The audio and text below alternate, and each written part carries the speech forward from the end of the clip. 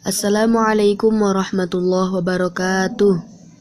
Alhamdulillah, kita masih diberi kesempatan untuk melanjutkan pembelajaran BTQ dalam keadaan sehat walafiat. Marilah kita berdoa terlebih dahulu agar kita mendapatkan ilmu yang bermanfaat. Bismillahirrahmanirrahim. Ala hadhihi niyah wa ala kulli niyatin shalihah. Al-Fatihah. Baik, kali ini kita akan belajar tentang teori al.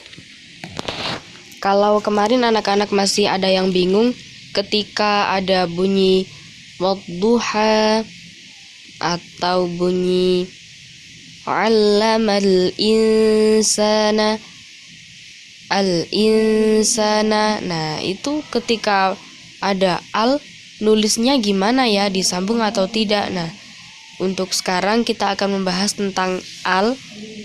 Silakan diperhatikan supaya nanti tidak bingung ketika menemui kalimat dengan awalan al. Nah, anak-anak perhatikanlah terlebih dahulu. Di sini untuk al, alif lam itu dibagi menjadi dua kelompok. Kelompok pertama adalah kelompok al-qamariyah, yang kedua adalah kelompok al-syamsiyah. Nah, untuk al-qamariyah, ketika kalian mendengar bunyi al, il, atau ul, maka bunyi tersebut diputus dengan huruf sebelumnya, kemudian diberi hamzah wasol, seperti lafadz bil qolami. Kemudian, untuk al-syamsiyah, ketika kalian mendengar bunyi as, is, atau us, maka bunyi tersebut diputus dengan huruf sebelumnya, kemudian diberi alif lam, seperti contoh lafadz bis soberi.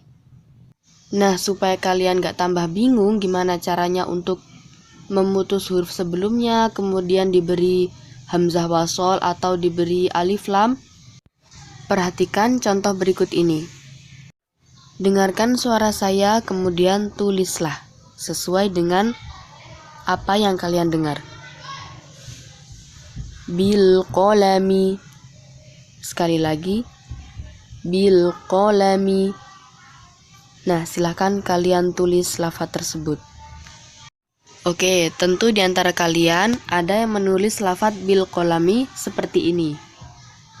Nah, mari kita bahas sesuai penjelasan yang telah disampaikan di awal tadi. Nah, perhatikan sekarang lafadz bil qolami. Tentu kalau urusan huruf hijaiyah, insya Allah anak-anak sudah tahu. Nah, sekarang coba sesuai dengan penjelasan yang sudah disampaikan di awal, ketika ada bunyi al, il, atau ul, maka bunyi tersebut diputus dengan huruf sebelumnya. Berarti bil qolami adalah huruf ba, kemudian dipisah dengan lamnya, sesuai dengan langkah yang pertama. Oke, kita pisah bunyi il dengan huruf sebelumnya. Berarti huruf ba dipisah dengan huruf lam. Kemudian langkah yang kedua, ditambah hamzah wasol. Ba-nya ditambah dengan hamzah wasol. Karena huruf ba bisa digabung atau bisa disambung dengan huruf hamzah, kita sambung menjadi ba seperti ini.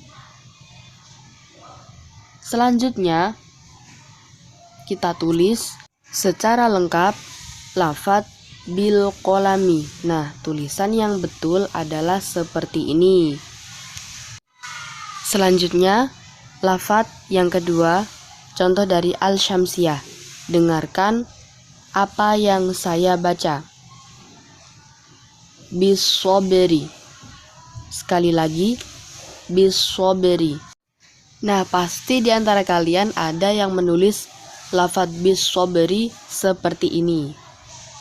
Sekarang mari kita bahas sesuai dengan langkah-langkah yang sudah kita jelaskan di awal. Langkah pertama, ketika kalian mendengar bunyi as, is, atau us, maka bunyi tersebut diputus dengan huruf sebelumnya. Nah, lafadz bis sobri adalah bunyi is. Terdapat bunyi is, maka bunyi is kita pisah dengan huruf sebelumnya. Jadi, kita pisah huruf ba dengan huruf sodnya. Kemudian langkah yang kedua, kita beri tambahan alif lam. Jadi huruf ba ditambah alif lam. Nah, seperti ini. Selanjutnya, kita tulis secara lengkap ba yang sudah diberi tambahan alif lam tersebut dengan kata sobri. Seperti ini.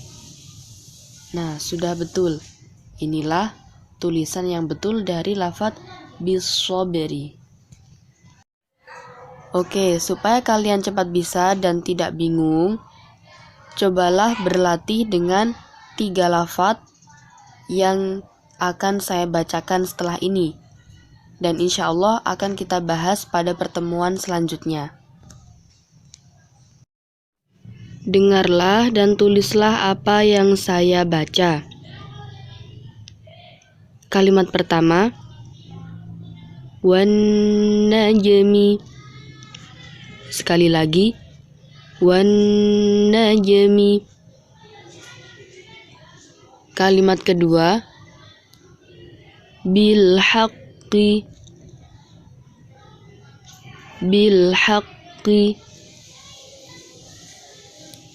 Kalimat ketiga, was-samai. Sekali lagi, was-samai. Baiklah anak-anak, selamat berlatih. Insya Allah akan kita bahas pada pertemuan selanjutnya. Semoga bermanfaat. Sekian untuk hari ini. Wassalamualaikum warahmatullahi wabarakatuh.